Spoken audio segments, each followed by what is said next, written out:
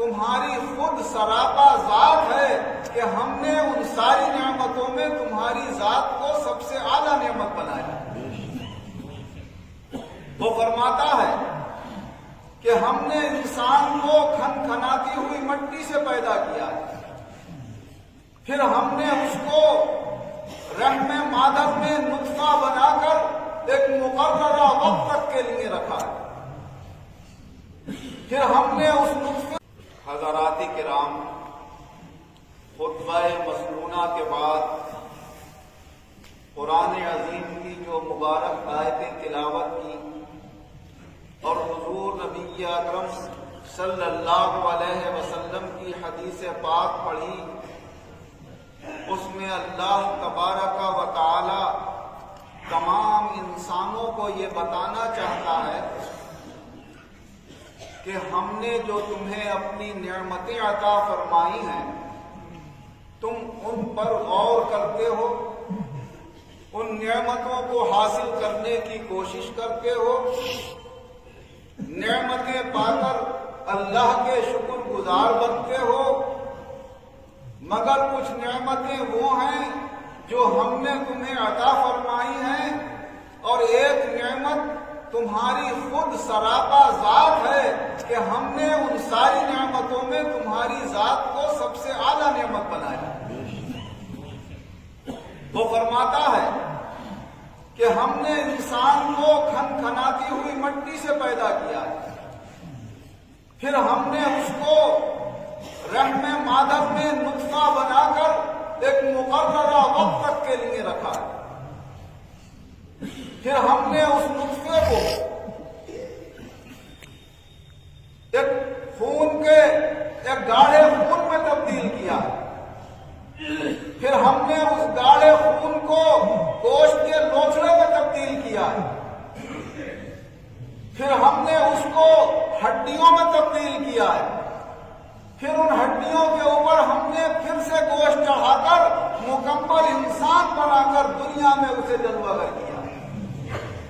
ذرا غور تو کرو کہ تمہارا پروردگار کتنا شاندار اپنی اس مخلوق کو بنانے والا اور اس کو پیدا کرنے والا ہے۔ حضور نبی اکرم صلی اللہ علیہ وسلم ارشاد فرماتے ہیں کہ جب اللہ تعالیٰ نے فرشتوں سے یہ فرمایا کہ میں نے انسان کو اس لیے بنایا ہے تاکہ میں اسے دنیا میں اپنا نائب اور اپنا خلیفہ مقرر کروں، تو فرشتے کہنے لگے اے پروردگار عالم، تو نے ہمارے اندر تو یہ صفت رکھی ہے کہ ہم اچھائیاں ہی اچھائیاں کرتے ہیں، ہم سے کوئی برائی نہیں ہوتی، ہم تو دن رات تیری تعریفیں بیان کرتے رہتے ہیں، تیری پاکی بیان کرتے رہتے ہیں، اور یہ جو انسان تو نے بنایا ہے اس کا اندازہ تو یہ ہو رہا ہے کہ یہ دنیا میں جب جائیں گے تو آپس میں لڑیں گے، قتل و قتال کریں گے، فتنے اور فساد پیدا کریں گے، کیونکہ انسانوں سے پہلے یہاں جنوں کی آبادی تھی اور وہ جنوں کا یہ عالم دیکھ چکے تھے۔ تو اللہ تبارک و تعالی نے فرمایا انی اعلم ما لا تعلمون، اے فرشتوں میں وہ جانتا ہوں جو تم نہیں جانتے۔ معلوم ہوا کہ ایک چیز کو دیکھ کر دوسری کو اس پر قیاس نہیں کرنا چاہیے، کیا پتا اللہ نے کس میں کیا خوبی رکھی ہے اور کیا کمال رکھا ہے اور کس کے اندر کون سا نقص رکھا ہے، یہ تو حقیقت اللہ ہی جانتا ہے۔ تو اللہ تبارک و تعالی نے فرشتوں کے ان جملوں سے یہ جان لیا کہ یہ کہنا چاہتے ہیں، ہمت تو نہیں ہو رہی ہے میرے سامنے کہ اللہ ان کو خلیفہ کیوں بنا رہا ہے، ہمیں بنا دے خلیفہ، ہم تو دن رات تیری تعریف میں لگے رہتے۔ تو اللہ تعالیٰ نے فرمایا اے فرشتوں، تم تو وہ ہو جنہیں میں نے لفظ کن سے پیدا کیا، میں نے کہا ہو جاؤ تو ہو گئے، اور فرمایا یہ انسان وہ ہے جسے میں نے اپنے دست قدرت سے بنایا، اپنے مبارک ہاتھوں سے اس انسان کو بنایا۔ تو انسان کو اللہ تبارک و تعالی نے اپنے دست قدرت سے بنایا ہے، اور تمام ہر میدان کے عمدہ سے عمدہ کاریگر کوئی بھی بہترین چیز بنا لے،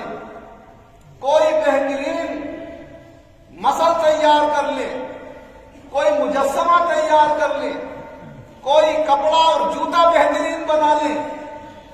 لیکن کیا کوئی کاریگر اللہ کا مقابلہ کر سکتا ہے؟ اپنی ساری سمجھ، اپنی فکر اور کوشش وہ لگا دے عمدہ سے عمدہ چیز بنانے میں، لیکن اللہ نے بتا دیا کہ میں نے اپنی دست قدرت سے ایک ایسی چیز بنائی ہے جسے کوئی نہیں بنا سکتا۔ اور پورا انسان تو کیا، اگر سارے سائنسداں مل کر تحقیق میں لگ جائیں کہ ہم ایسی انگلی بنا دیں جیسے اللہ تعالیٰ نے انسان کی بنائی ہے، تو وہ ایک انگلی نہیں بنا سکتا۔ اس سے دو چیزیں اللہ نے اپنے بندوں کے سامنے ظاہر کی، ایک تو اپنی قدرت، اپنی اعلیٰ شان کہ اللہ سب سے اعلیٰ اور بلند و بالا ہے، اسی لیے ہم ہر اذان میں اور نماز کے ہر رکن میں ہم اس کی بڑائی بیان کرتے ہیں اور کہتے ہیں اللہ اکبر، اللہ سب سے زیادہ بڑا ہے۔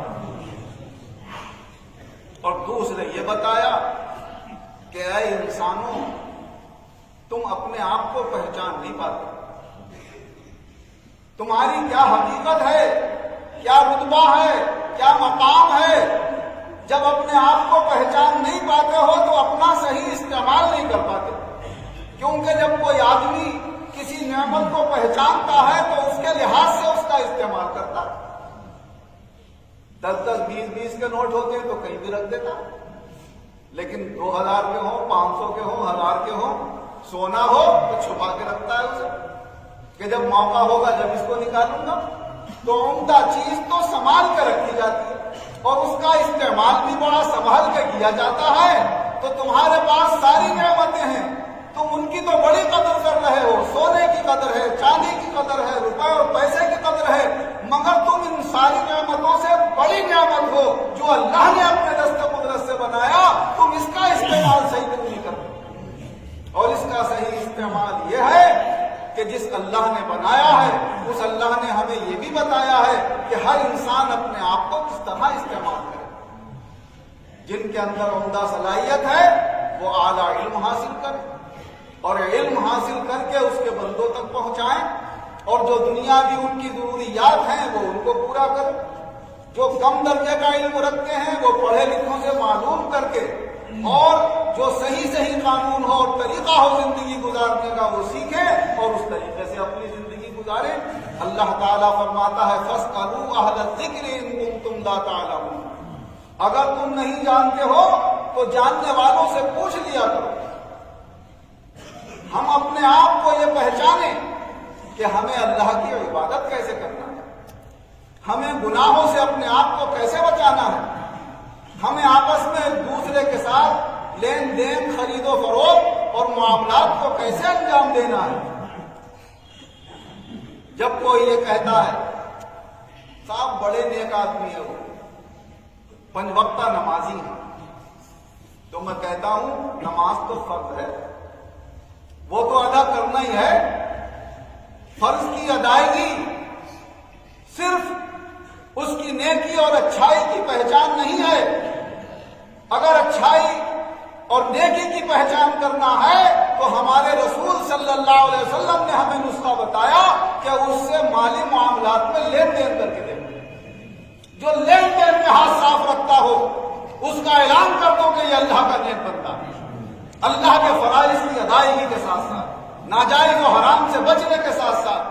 اور اگر سر 24 گھنٹے بھی سجدے میں رکھتا ہے لیکن اللہ کے بندوں کے ساتھ اچھا معاملہ نہیں ہے تو وہ ہرگز نیک کہلانے کے لائق نہیں۔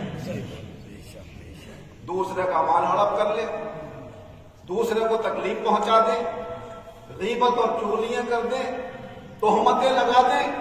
اللہ کے بندوں کے دل دکھا دیں۔ اور صاحب نماز پڑھتے ہیں، روزہ رکھتے ہیں، تسبیح پڑھتے ہیں، تو ان روزوں سے، ان تسبیحوں سے، ان ذکر سے کوئی فائدہ نہیں۔ صحیح بات۔ مالی معاملات کے اندر جب لین دین ہو تو ہاتھ صاف ہو، ایک دوسرے کی رضامندی کے ساتھ لین دین ہو۔ یہ نہیں کہ یا تو اپنے اخلاقی دباؤ میں کچھ کہہ دیا کہ صاحب ہم نے ایسا کر دیا ہے آپ کے مال کے ساتھ، یہ کچھ نہیں۔ پہلے پوچھ لو اس سے، اگر اس کا مال تمہارے پاس ہے تو بھائی یہ پیسے ہیں تمہارے، ہم اس کو اس کام میں لگا دیں، اس جگہ خرچ کر دے، اگر وہ رضامندی سے اجازت دے تو کرے، یہ نہیں پہلے کر دیا اب اس سے پوچھ رہا ہے، وہ کہتا ہے یار اگر میں منع کرتا ہوں تعلقات خراب ہوتے ہیں۔ اخلاقی فرق ہمارا یہ تقاضا نہیں کرتا کہ اب ہم اس سے کچھ کریں، تو پہلے سے سوچ کر کے ہمارا اسلام کیا کہتا ہے، ہمارا دین کیا کہتا ہے، ہمارا ایمان کیا کہتا ہے، اس میں سب سے اہم یہ ہے کہ ہم آپس کے معاملات اچھے رکھیں، اور دوسرے جو اللہ کے بندے چاہے وہ کسی مذہب سے تعلق رکھتے ہوں، جب وہ بے گناہوں کی جان لیتے ہیں تو انہیں یہ سوچ لینا چاہیے کہ ہم جس انسان کو مار رہے ہیں یہ انسان اللہ کا بنایا ہوا ہے، ہم اس کی بنائی ہوئی ایک شاندار اس کے فن کا جس میں مظاہرہ ہوا ہے اور اس کا یہ شاہکار ہے انسان، ہم اس کو اگر کچھ برباد کر رہے ہیں تو اپنے مولا کو ناراض کر رہے ہیں، اللہ کو ناراض کر رہے ہیں، چاہے وہ اللہ کو کسی زبان سے مانتے ہوں، لیکن کسی بے گناہ کا قتل کسی مذہب کے اندر جائز نہیں قرار دیا گیا ہے۔ پہلے ہم یہ سوچ لیں کہ اس کا قصور اس درجے کا ہے کہ اس کی جان لی جائے یا نہیں ہے، اگر ہے تو پھر قانون اس کو سزا دے گا، جو بھی دے گا، پھانسی دے، قتل کرائے، کچھ بھی کرائے، لیکن اگر اس کا درجے کا اس درجے کا اس کا گناہ نہیں ہے اور اس کی جان لے لی گئی تو اللہ اس پر اتنا سخت ناراض ہوتا ہے۔ حضور صلی اللہ علیہ وسلم نے ارشاد فرمایا کہ اللہ اپنے بنائے ہوئے اس انسان سے اتنی محبت کرتا ہے کہ ماں باپ سے بھی 70 حصے زیادہ اللہ کی محبت ہر انسان کے ساتھ ہوتی ہے، اور فرمایا اگر کسی ایک بے گناہ انسان کو قتل کرنے میں سارے کے سارے انسان شریک ہو جائیں تو اللہ سب کو دوزخ میں ڈال دے گا اور کسی کی کوئی پرواہ نہیں کرے گا کہ تم نے میرے بنائے ہوئے انسان کی پرواہ نہیں کی تو میں تمہاری بھی پرواہ نہیں کروں۔ صحیح بات ہے، بے شک۔ لہذا ہم اپنے آپ کو پہچانیں کہ ہم انسان ہیں، اور انسان وہی ہے جس کے اندر انسانیت ہے۔ انسانیت کا تقاضا یہ ہے کہ جب ہم بات کہیں تو سچ بولیں، اچھے اخلاق سے پیش آئیں، ایک دوسرے کے ساتھ اچھے معاملات رکھیں، اپنی زبان سے بلا وجہ کسی کی برائی بیان نہ کریں۔ ہاں کبھی ایسا ہوتا ہے کوئی رشتہ وغیرہ جاتا ہے کسی کا اور آپ کو معلوم ہے یہ آدمی لڑکا شراب پیتا ہے یا جوا کھیلتا ہے یا برے لوگوں سے اس کا ایسا تعلق ہے کہ اس کی بیٹی کا گھر خراب ہو جائے گا، اس بیٹی کی زندگی خراب ہو جائے گی، تو وہاں پر آپ بتا سکتے ہیں کہ بھائی لڑکے کے اندر اس طرح کی باتیں ہیں، یہ سمجھ لیجئے پہلے، اگر اس کے ساتھ باوجود آپ اپنی بیٹی کو دینا چاہتے ہیں تو کوئی غرض کی بات نہیں ہے، لیکن وہ حقیقی بات ہو، تہمت اور الزام نہیں ہونا چاہیے۔ اللہ تبارک و تعالی ہمیں اپنے کلام کے اندر یہی خبردار فرما رہا ہے کہ اے انسانوں دیکھو میں نے تمہیں اپنی تمام مخلوق کے مقابلے میں سب سے اعلیٰ سب سے شاندار بنایا، جیسے کہ وہ 30ویں پارے کی اس مبارک سورت میں فرما رہا ہے والتین والزیتون، قسم ہے انجیل کی، قسم ہے زیتون کی، وطور سینین، اور قسم ہے طور پہاڑ کی،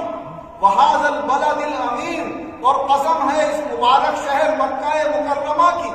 لقد خلقنا الانسان فی احسن تقویم، یقیناً ہم نے انسان کو سب سے زیادہ شاندار بنایا۔ 4 چیزوں کی قسم کھا کے اللہ تمہاری شان کو بیان کر رہا ہے کہ ایسی شان والی چیز میری مخلوق میں کوئی نہیں ہے جیسے شان والا میں نے اس انسان کو بنایا۔ تو یہ شان والا اپنی اس شان کو پہچانے اور اپنی شان کو برقرار رکھنے کی کوشش کرے۔ ہماری یہ شان انسانیت والی جبھی برقرار رہے گی کہ ہم قرآن و حدیث کی روشنی میں جائز و ناجائز کو پہچان کر جائز کو اختیار کریں، ناجائز سے بچیں اور آپس کے معاملات کو درست رکھیں۔ کوئی انسان کسی انسان کا بلا وجہ دل نہ دکھائے، تکلیف نہ پہنچائے، ہر ایک دوسرے کے ساتھ اچھے اخلاق سے پیش آئے۔ اللہ تبارک و تعالی قرآن و حدیث کی روشنی میں ہمیں اپنے آپ کو پہچاننے کی بھی توفیق عطا فرمائے، اور جو شان اللہ نے ہمیں انسانیت والی عطا فرمائی ہے اس شان کو برقرار رکھے،